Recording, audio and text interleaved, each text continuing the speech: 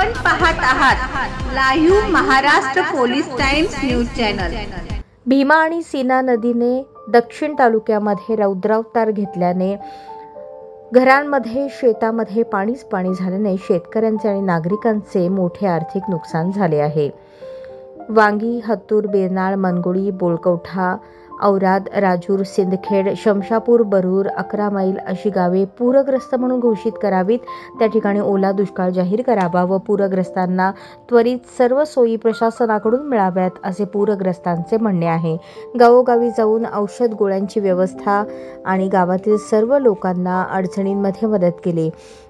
त्यांना पाणी, फळे देऊन सर्व मंद्रुप मित्र परिवारातील आणि लाईव्ह महाराष्ट्र पोलीस टाइम्सचे प्रतिनिधी, सहकारी मित्र राजकुमार लोखंडे, नागेश मेणगुदले, शकील शेख, सचिन मेणगुदले, उत्कर्ष भागवत, संदीप मेणगुदले, अप्पू वराडे, कुमठेकर, अरविंद राठोड, इरण्णा मेत्रे, जेकोणे, लोकसेवा विद्यालयातील शिक्षक, शिक्षकेतर कर्मचाऱ्यांनी लोकांना मदत केली। लाईव्ह महाराष्ट्र पोलीस टाइम्स यांच्या वतीने पूरग्रस्तांना देखील सहकार्य करण्यात आले।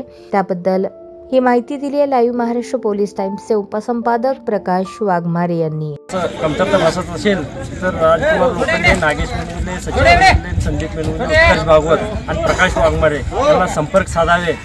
आम्हाला आमच्याकडून जेवढं होईल तेवढं तुम्हाला मदत कार्य करू आणि जनतेने घाबरायला नाही पाहिजे।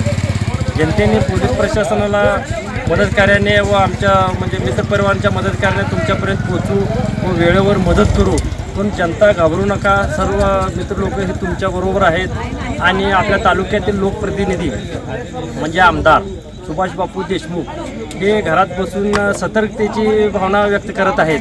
परंतु सध्याच्या काळामध्ये अशी परिस्थिती अवस्था झालेली आहे की जनतेला न घर न दार अशी व्यवस्था झालेली आहे। असल्या टायमाला तुम्ही मदत कार्य तुमचं टीम वर्क एवढं मोठं संपर्काची जाळे असून तुम्ही प्रत्येक लोकांपर्यंत तुम्ही पोहोचणार आणि इलेक्शनच्या टायमाला तुम्ही लगेच पोहोचताय, ही दुर्दैवाची गोष्ट आहे। लोकप्रतिनिधी हे आताच गरजेचं आहे। सध्या लोकांना मतं मागायला तुम्ही कसं येता त्याच पद्धतीने लोकांना काय अडीअडचणी आहेत, काय भावना आहेत सध्या आणि लोकांचे किती नुकसान झालेले आहेत। कित्येकांचे जनावरे, कित्येकांचे पिकाचे नुकसान झालेले आहेत, कित्येक बेघर झालेले आहेत। ही अवस्था अत्यंत दयनीय व दुर्दैवी आहे। महाविद्यालय संस्था आणि संपूर्ण माझ्या शिक्षक बंधूंसह आज सीना नदीला आलेल्या पूरग्रस्त महिला असेल किंवा शेतकरी वर्ग असेल तर यांना अन्नदानाचं काम या ठिकाणी चालू आहे।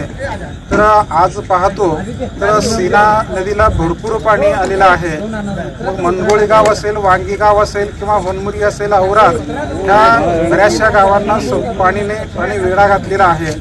तर त्या लोकांना मदत म्हणून आमच्या संस्थेच्या वतीने आणि प्रशालेच्या वतीने माझ्या सर्व सहकारी शिक्षक बांधवांच्या वतीने आज सर्व पूरग्रस्त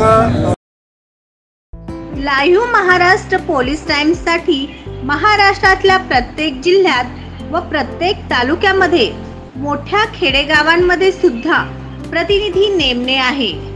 मुख्य संपादक प्राचार्य डॉक्टर S.K. गायकवाड, संपर्क 9850 36 32 02।